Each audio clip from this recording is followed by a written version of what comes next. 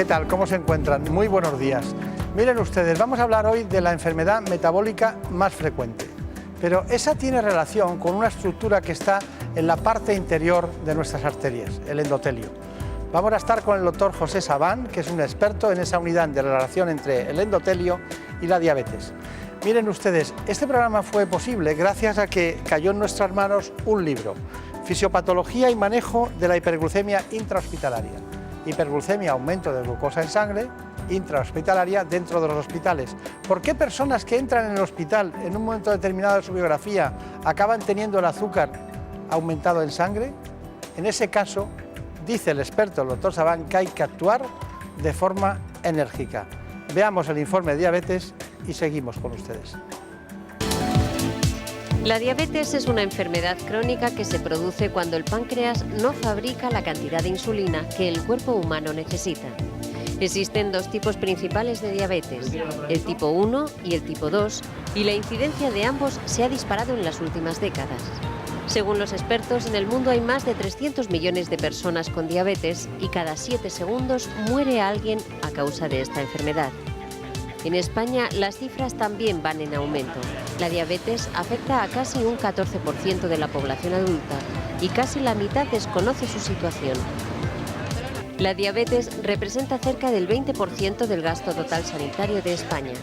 El gasto medio por cada persona con diabetes al año está en torno a los 3.000 euros. El 16% de las personas que padecen obesidad sufre diabetes, dos enfermedades que muchas veces discurren juntas con el nombre de diabesidad. La epidemia de diabesidad se extiende de forma alarmante entre los niños y los jóvenes. Y además de las complicaciones propias de la diabetes, como la ceguera o la insuficiencia renal, este trastorno reduce en gran medida la esperanza de vida del paciente. De hecho, dicen los expertos, es el factor de riesgo cardiovascular más importante. Perfecto. Informes claros, bien ajustados desde el punto de vista científico y muy divulgativos. Doctor José Sabán, ¿qué tal? ¿Cómo se encuentra? Buenos días. Buenos días, muy bien. Muchas gracias por invitarme. Enhorabuena por el libro, me ha gustado. Usted siempre, el otro era más grande. Sí, sí. Y el segundo volumen será más grande todavía, pero en medio hemos sacado este. Está muy bien. Es de Editorial Díaz de Santos, José Sabán Ruiz, Fisiopatología y manejo de la hiperglucemia intrahospitalaria. Usted es internista. Sí. Lleva la unidad del Ramón y Cajal de diabetes y endotelio. Sabemos que hay obesidad, como consecuencia de eso hay diabetes, como consecuencia de la diabetes dañamos el endotelio y como consecuencia de dañar el endotelio hay problemas cardiovasculares. Ese es el proceso. Así de claro, bueno, no se puede decir mejor. ¿Y por qué relación guardan entre ellas, aparte de la que yo he contado, diabetes y endotelio? Bueno, por historia nosotros somos incluso antes una unidad de diabetes porque data del año 80, pero en aquel tiempo el papel del endotelio prácticamente era muy poco conocido. Luego hicimos una unidad de riesgo cardiovascular y desde el año 2000 una del endotelio. La relación del endotelio y la diabetes es muy franca porque los diabéticos ya afortunadamente no se mueren de una enfermedad metabólica, no es el problema el azúcar como causa de muerte, el problema es una enfermedad cardiovascular. Y nosotros dentro del programa que tenemos de prevención cardiovascular, para nosotros el paciente diabético es el enfermo de mayor alto riesgo y al que le dedicamos mayores recursos. Porque desde luego siempre, además, tiene una connotación muy importante, que es muy traicionera la enfermedad coronaria en el diabético porque puede haber infartos silentes y no tener dolor.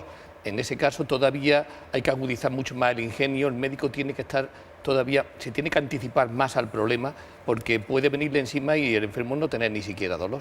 Claro, pero claro, hemos hablado de diabetes y hemos hablado de un libro en el que hay gente que tiene hiperglucemia, aumento de azúcar en sangre cuando entra en el hospital o está dentro del hospital.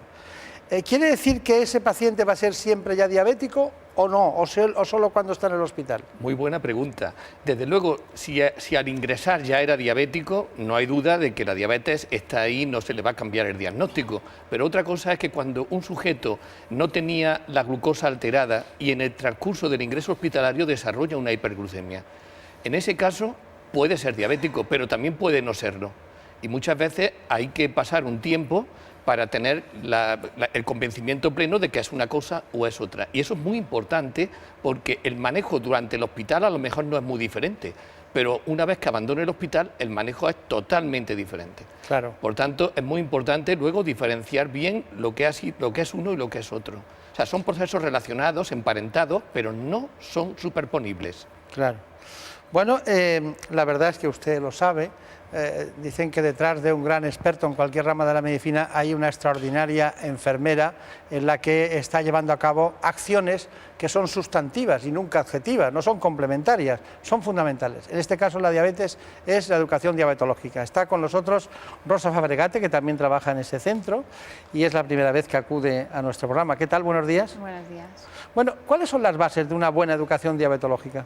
Bueno, pues las bases son las mismas que la de la medicina cardiometabólica y de la medicina moderna en general, que serían la anticipación, la predicción, la prevención y luego sobre todo la precisión, ¿no? O sea, se trata fundamentalmente de ir al problema, ¿Y cuál es el papel? Claro, aquí tiene usted un reto nuevo. Si hay un paciente con aumento del azúcar en sangre dentro del hospital, ¿cuál es la actitud del profesional de enfermería como usted en estos casos? Claro, el papel de la enfermera en planta pues va a ser fundamentalmente tomar la medida de la glucosa de acuerdo con las indicaciones del médico, luego va a ser instruir a la familia y al propio paciente dentro del hospital para que si se va con un diagnóstico de diabetes ya esté informado y dentro del hospital sobre todo ayudarle a mantener una adecuada alimentación y a intentar sobre todo que se movilice rápidamente lo antes posible para poder mejorar su actividad física. Claro. Rosa Fabregate. ¿Fabregate es un apellido de qué zona es? Es un apellido mallorquín, o sea, sus orígenes son mallorquines y sobre todo yo soy más de la parte de Castellón y allí en Castellón, en esa zona hay mucho Fabregate. Claro, porque es que, Mallorca se conquistó desde Villarreal, de la Vila Real, ¿no? Entonces hay un proceso de transmisión de apellidos. El apellido bueno, es... Pues entonces está en el programa ideal, ¿no? Porque un apellido mallorquín aquí siempre es bienvenido. De todas formas nos interesan mucho sus opiniones, en este caso en el ámbito de la diabetes. Vamos a ver qué piensan ustedes de este asunto. Sí, conozco mucha gente, sí. Hay mucha gente que ya están tomando pastillas y están pinchando, mucha gente ya. Yo tengo, vamos, la tipo 2, que es, bueno, más o menos más levecita, pero ya prácticamente con un cambio hormonal que he tenido, es que me ha desaparecido. Ahora el azúcar la tengo en 80, 70, ahora la tengo divino. Bueno, y gente, sí que conozco gente. El hijo de una compañera que es diabético y se controla muy bien y tiene muy buena calidad de vida. Él se controla muy bien las insulinas, la comida y tiene buena calidad de vida. Soy diabético tipo 2 y me pincho con insulina por la mañana incluso una vez al día. Bueno, lo llevo regular, pero bueno, hago mucho ejercicio, voy a la piscina todos los días, media hora y ando, camino, ahora vengo de caminar y bueno, y así me voy controlando. Bueno, ya ven las opiniones, conozco mucha gente con diabetes, que claro, con el número de población se puede decir que vamos por la calle y sí. ¿Cuál es la prevalencia? Pues ahora se está disparando al 14% por lo que he oído la última cifra y en esa cifra nos movemos y crecemos. O sea que esto es una enfermedad que crece porque va a depender sobre todo del peso y del envejecimiento poblacional. Y en las dos cosas crecemos, la diabetes tiene que crecer. Dice, yo he tenido diabetes tipo 2, ha dicho otro. Sí. Y en 4 personas que hemos visto. La gente ya diferencia un tipo de otro. Claro. El hijo de una compañera es diabético, es otro. Es que es curioso, ¿no? Tengo diabetes tipo 2, me pincho una vez al día. No sé dónde habrán hecho, diríamos, esa encuesta o buscar eso, pero claro, son gente que realmente está relacionada. Bueno, después de esta cuestión, a mí me gustaría que entráramos en cómo es el día a día de una persona diabética. Vamos a verlo. Lo primero que hace Sheila al levantarse es comprobar el nivel de azúcar en sangre. Ahora yo, en base a ese control, administro la insulina que necesito. Padece diabetes desde hace 10 años. Hace 2 semanas que utiliza este dispositivo de infusión continua de insulina. Con él se ahorra 5 pinchazos diarios. Esto me está dando a cada minuto, me está dando la cantidad de insulina que necesita mi cuerpo. Esto está programado según hemos pautado entre el endocrino y yo, la pauta que necesita mi cuerpo a diferentes horas. Asegura que lleva una vida muy normal, eso sí, con disciplina a la hora de ingerir alimentos. Lo más difícil es cuando salgo por ahí, estoy con amigos, una fiesta de cumpleaños y ellos a lo mejor están durante 2 horas seguidas comiendo y bebiendo y yo pues tengo que ingerirlo todo, nada más administrarme la insulina porque es cuando va a hacer el efecto. También debe hacerse el control cuando, por ejemplo, coge el coche. Reconoce que gracias a esta enfermedad lleva una vida mucho más sana porque controla todo lo que come. Con un buen control evitamos muchas consecuencias, que la diabetes es una enfermedad que no duele pero que puede estar dañando mucho por dentro. Por eso es clave no bajar la guardia. Bueno, es el día a día de una paciente diabética. Rosa Fabregate, ¿qué hacemos entonces? ¿Qué hace usted? ¿Qué son los puntos fundamentales de una paciente o paciente que es diabético?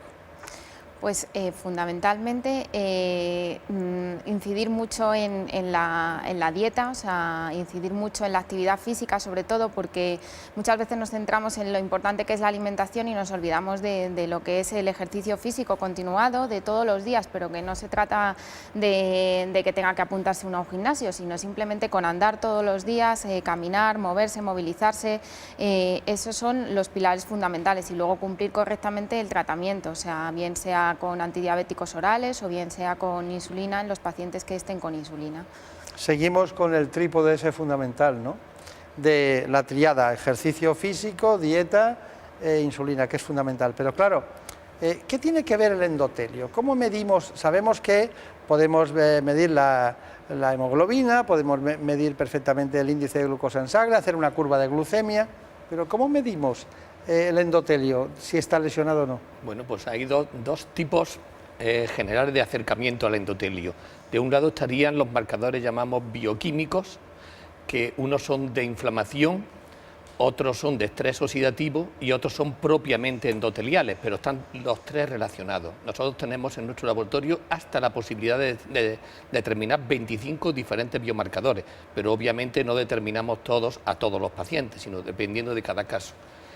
Y luego está el acercamiento funcional. El acercamiento funcional, que nosotros tenemos tecnología para medir la funcionalidad del vaso pequeño y del vaso grande.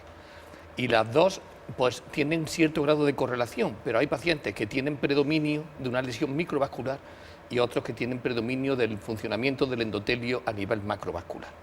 Con toda la información, tanto de los biomarcadores como de los estudios funcionales, nosotros podemos dibujar un panorama de riesgo del daño endotelial. Y eso, a su vez, lo podemos correlacionar con los factores de riesgo clásicos, incluso con otros tipos de medidores. Por ejemplo, hay un medidor muy importante que es el de la rigidez arterial, que no es exactamente un medidor de la función endotelial, sino del envejecimiento vascular.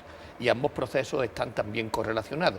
O sea, nosotros en nuestra unidad podemos medir, de un lado, el control, por supuesto, del paciente diabético, de otro, el funcionamiento del endotelio y de otro, el envejecimiento vascular. Cuando usted habla de rigidez endotelial, estamos hablando, cuando hablamos de endotelio, de una estructura de la capa interior, concretamente de las arterias. Sí. La rigidez endotelial es un signo de envejecimiento. La rigidez arterial, de la arteria en sí. ¿Y cómo lo mide? Con un aparato, hay diferentes tipos de aparatos, nosotros tenemos uno de ellos que se llama Efismocor, que tiene bastante precisión, ¿no? Hay otros modelos. ¿Cómo es ese aparato? ¿Cómo es, no? Pues no, el aparato, el sistema consiste en medir la onda de pulso y a través de una serie de ecuaciones, según la velocidad de la onda de pulso, te puede inferir el grado de rigidez. Claro. O sea, eso es cuestión de física todo, ¿no? Y gracias a eso, pues nosotros tenemos una información puntual del estado de un enfermo. Y esto lo podemos comparar en el tiempo. Si nosotros mejoramos la tensión, mejoramos el control metabólico, podemos ver cómo van evolucionando los diferentes parámetros del enfermo. No solo los metabólicos, que es lo convencional, nosotros vamos más allá de lo convencional. Sí, es que si ya sabemos que hay que medir la glucosa en sangre, que se pueden hacer curvas, sí, pero ya estamos dando un paso más para ver el grado. Llevamos ya tiempo marcando otro paso.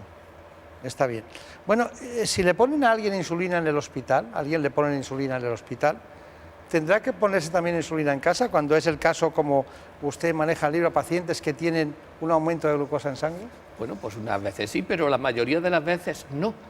Incluso suponiendo que sea diabético, que tiene que demostrarse luego, existen incluso otros tratamientos alternativos, no solo orales, medicamentos orales, los antidiabéticos orales convencionales, sino que hoy día también hay terapias alternativas a la insulina que también se ponen de forma parenteral, se pinchan y que son incluso superiores a la insulina en una serie de... tienen bastantes ventajas frente a la insulina y que no tienen, por ejemplo, hipoglucemias, a diferencia de la insulina, y sobre todo está pensado para diabéticos tipo 2, no vale para diabéticos tipo 1. Pero el diabético tipo 2 hoy día, sobre todo el que tiene sobrepeso, se puede beneficiar de otro tipo de terapia, que ya no es solo la insulina. Claro. Y respondiendo bien a su pregunta, una mayoría de pacientes que atienden insulinoterapia durante el ingreso no la necesitan luego en casa. Y es más, le voy a decir una cosa sorprendente, cuanto mayor gravedad haya sido el caso durante el ingreso, menos probable que luego necesite insulina en casa. Es decir, si un paciente ha recibido insulina en una UBI, en una unidad de cuidado intensivo, lo más probable es que ese paciente luego en casa no necesite insulina. Sin embargo, si la ha recibido en una planta de medicina, la probabilidad es mayor, pero no quiere decir que sea nunca del 100%. Tengo muchas inquietudes con usted hoy porque, claro, lo que diría cualquier persona que fuera alarmista, diría, el hospital provoca diabetes. Y no sería correcto. Bueno, pero el hospital aumenta la hiperglucemia bueno, en un 25% de los pacientes. No, pero quiero decir que en el hospital se producen casos de hiperglucemia motivadas muchas veces por la medicación, pero esa medicación es inevitable, que quiero decir, lo que pasa es que curar, el médico, pero... claro, por ejemplo, si a un paciente le pone una dosis de corticoides elevada, se están corriendo riesgos de diabetes, pero los corticoides son necesarios, le pueden salvar de un asma, le pueden salvar de un EPOC. Está usted hablando de otra cosa. Si yo digo, si yo digo, el hospital provoca aumento de azúcar en sangre a los ciudadanos que llegan al hospital, ¿estoy diciendo la verdad o estoy haciendo amarillismo o información negativa? Si lo decimos así a secas suena un poco fuerte, pero si matizamos y decimos que los medicamentos y determinadas terapias, por ejemplo la nutrición parenteral, una mayoría de los enfermos sometidos a nutrición parenteral desarrollan diabetes, pero si no le ponemos nutrición parenteral el paciente fallece. Claro. Entonces, quiere decir que son diabetes inevitables, pero es verdad que el médico tiene que tener conciencia del riesgo y anticiparse a las descompensaciones extremas. Ese libro viene muy bien para mentalizar, de que no tenemos que actuar de una forma mecánica y dar las cosas como inevitables, sino que nosotros tenemos la obligación, y la enfermería ahí juega un papel muy importante, tiene que hacer una labor anticipativa y prevenir las hipoglucemias, y si se produce una hipoglucemia, aprender de la hipoglucemia y evitar la siguiente. Claro. Bueno, porque a lo mejor, no lo hemos dicho todavía, muchos pacientes que están en el hospital, cuando les visita la familia, dicen, tengo la boca seca, tengo mucha sed. Estamos hablando de deshidrataciones inherentes a veces a una hiperglucemia. En cualquiera de los casos queremos saber su opinión de este asunto de la diabetes y vamos ahora otra vez y de nuevo a la calle. Depende. Yo creo que, vamos, en mi caso, por ejemplo, no, pero en otros casos puede que sí, porque si ni se cuidan y encima toman a diestro y siniestro todo lo que el médico le dice, esto en consonancia con esto y no lo cumplen. Yo sé que hay mucha gente que no lo cumple. Peligrosa si no se controla bien y muy puñetera porque cada día tiene que controlar la comida y tiene que controlar las insulinas y hacerse los controles. Pues yo creo que de momento es para toda la vida, porque creo haber oído que hacían algún trasplante de páncreas, pero no sé hasta qué punto han llegado a los resultados, no sé nada sobre los resultados. Entonces, mientras no se llegue a eso, es para toda la vida. Andan sobre eso, yo creo que llega el momento que se podrá curar la diabetes. Ya ponen un aparato también, porque inyecta insulina también, de eso. A curarse no, si algún día se admite que te puedan operar, que te puedan poner células de las que te faltan para que te generen la insulina, bien, pero como es en España no se puede hacer hasta ahora, o por lo menos no se hace. Quizás en Estados Unidos o en Francia pues sea el primer paso, se haga o se esté haciendo para la operación, para que al final haya insulina, te genere insulina al cuerpo, que es la que necesita tu cuerpo. Es realmente interesante el ver que usted, Rosa Fabregat, intenta llevar un tratamiento personalizado a los pacientes, pero la pregunta es al revés. ¿Hay una personalidad diabética? ¿Hay un momento en que ellos no solo son ellos con su alma, sino con su diabetes? Hombre, eso por supuesto, porque eso desde el momento del diagnóstico el paciente es quien mejor se conoce. O sea, es quien mejor se conoce. Nosotros desde la parte profesional les podemos dar instrucciones sobre alimentación, sobre controles de glucosa, sobre cómo medirse la glucosa, pero el paciente al final es el que cuando tiene una hipoglucemia es quien se la tiene que tratar, cuando va a comer a un restaurante es quien tiene que pedir la comida adecuada a su enfermedad, o sea, es el que mejor se conoce. Y dígame una cosa, este libro, el libro del doctor José Sabán, con el que usted trabaja en el mismo hospital, en el Hospital Ramón y Cajal de Madrid, ¿es un libro para los profesionales de enfermería también o solo vale para los médicos? Hombre, es un libro que aporta mucho al profesional de enfermería porque nos da mucha información sobre pautas dentro del hospital, sobre todo para enfermeras que trabajan directamente con el paciente ingresado y nos da mucha información y sobre todo sería muy ventajoso para las estudiantes de enfermería, o sea, poder implantarlo en la universidad. Está bien. Bueno, doctor Sabán, es una pregunta que parece fuera de contexto, ya verá que no. La pregunta es, ¿el café es un antioxidante? Buena pregunta. Tiene un papel antioxidante. ¿Y los antioxidantes para qué sirven? Los antioxidantes tienen muchas misiones. Cuando se dan por vía sistémica pueden tener un efecto beneficioso en determinados contextos, pero en el campo cardiovascular está muy en entredicho. En el enfermo sin patología cardiovascular puede tener efectos beneficiosos, por ejemplo, a nivel de la piel, incluso cuando se toman por vía oral. Pero siempre y cuando yo creo que tiene que haber una prescripción facultativa y una vigilancia médica. Yo soy muy enemigo de la automedicación, pero de la automedicación del antibiótico, pero también del antioxidante. Bien. Quiero decir que es muy beneficioso potencialmente, pero atención, en el enfermo cardiovascular hay que utilizarlo con mucha cautela porque hay estudios en los que dice que más bien tiene aumento de la mortalidad. Bueno, pues nosotros hemos buscado, usted trabaja en una unidad de diabetes y endotelio. Sí. Nosotros hemos trabajado en 2 unidades, café y diabetes. ¿Qué le parece? Diabetes tipo 2. Vamos a verlo. Insomnio, gastritis y otras enfermedades han sido atribuidas al consumo del café, pero ¿saben que 3 o 4 tazas de café diarias podrían ayudar a prevenir la diabetes tipo 2?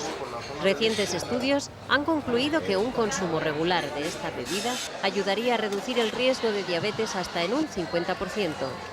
Esto se debe a una combinación de químicos presentes en la semilla del café que intervienen en el metabolismo. Entre estos ingredientes destaca uno, el ácido clorogénico, que favorece la secreción de una hormona que estimula el transporte de la glucosa y que además retrasa la absorción intestinal de la glucosa.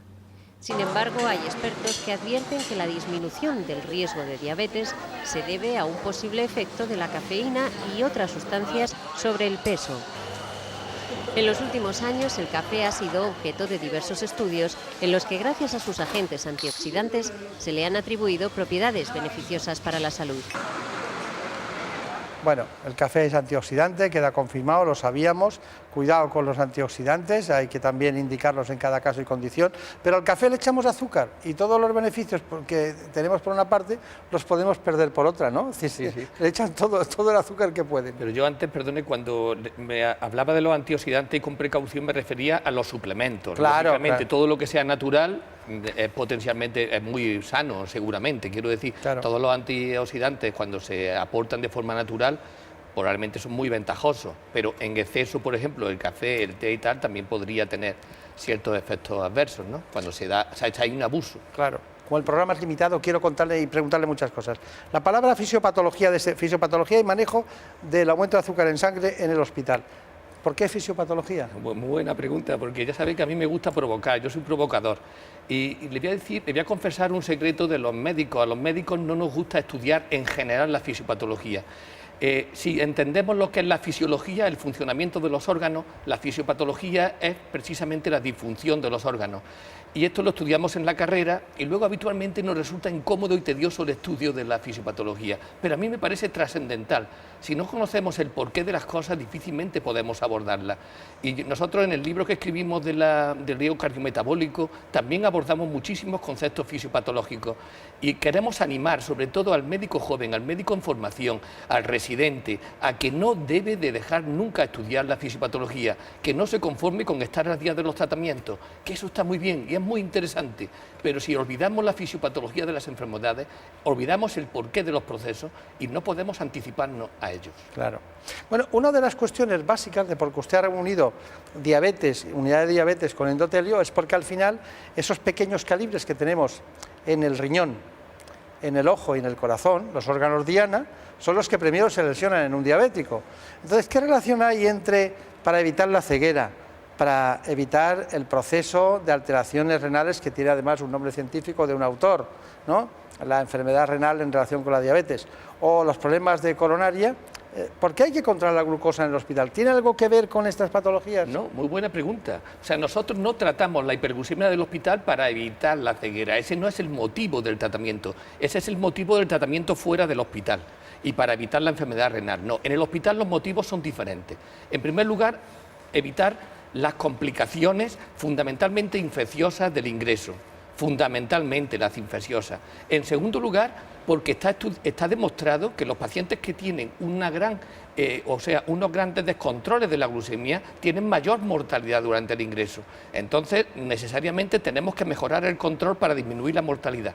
Y el tercer motivo, porque la estancia hospitalaria de los pacientes mal controlados es muy superior al bien controlado. Claro. Y ahí también hay un problema de costes. O sea, la estancia y los costes están en proporción al descontrol de la glucemia. Por esos tres motivos tenemos que mejorar el control de nuestros enfermos ingresados. Fíjate, hemos llegado a hacer ahorros en la sanidad cuidando a los diabéticos, pero en cualquiera de las cosas es fundamental que entienda que no es lo mismo un diabético que alguien que tiene el azúcar elevado en sangre dentro del hospital.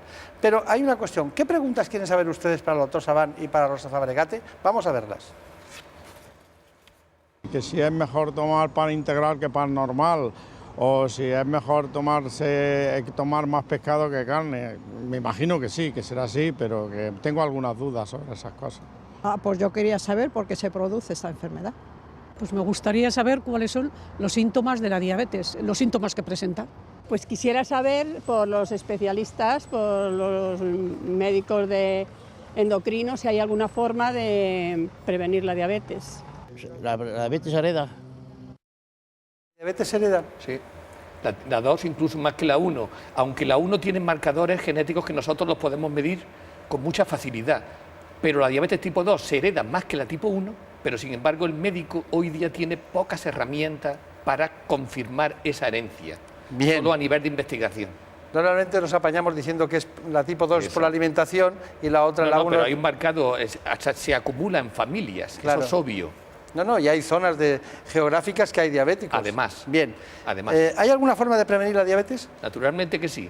En la infancia, evitando los móviles, los PlayStation y todas esas cosas. Esa sería la mejor medida a nivel de población que si yo fuera ministro de Sanidad mañana implantaría. Controlar el sedentarismo en la infancia me parecería una medida urgente. Pero al ministro de Industria le diría en el Consejo de Ministros que tendríamos que ir con cuidado, ¿no? Bueno, yo le digo, usted me pregunta, yo soy médico y respondo cómo se puede prevenir la diabetes. Desde luego, la diabetes del futuro se puede prevenir desde la infancia. Y ahora mismo yo lo que estoy viendo, que tenemos en España... ¿Y un móvil no puede ser útil para recordar que tienen que hacer bueno, pues si les damos ese tipo de mensajes, pero lo que no puede pasar uno por un colegio y ver a los niños jugando al móvil en vez de jugando al balón. Bien. Eso es una cosa absolutamente... Ahora sí que lo he entendido.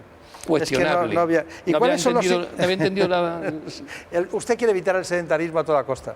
¿Sí?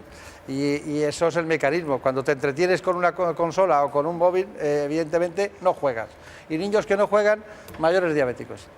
Visto. Y tenemos la mayor tasa de obesidad infantil de Europa, no lo olvidemos. Y por eso usted es muy importante en esta casa, porque nosotros queremos prevenir la obesidad infantil. Venga. Ya sabe usted nuestro programa del Estirón, que es un programa corporativo. Bueno, ¿cuáles son los síntomas de la diabetes? Los síntomas de la diabetes. Los básicos. Pues la mayoría de las veces nos da síntomas y ahí nos traiciona.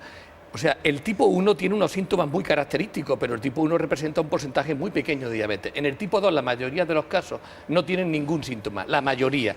Y en otros aparecen pues, sed, aumento del apetito, pérdida, algunas veces tienen pérdida de peso, pero que la mayoría, orinar mucho, pero la mayoría de las veces nada. Por eso hay que hacerse chequeos. Claro. ¿Y por qué se produce la diabetes? Lo han preguntado ellos. ¿Por qué se produce? Pues la diabetes se produce fundamentalmente, además por de una mala alimentación y de un sobrepeso y el envejecimiento, porque tenemos una genética de predisposición.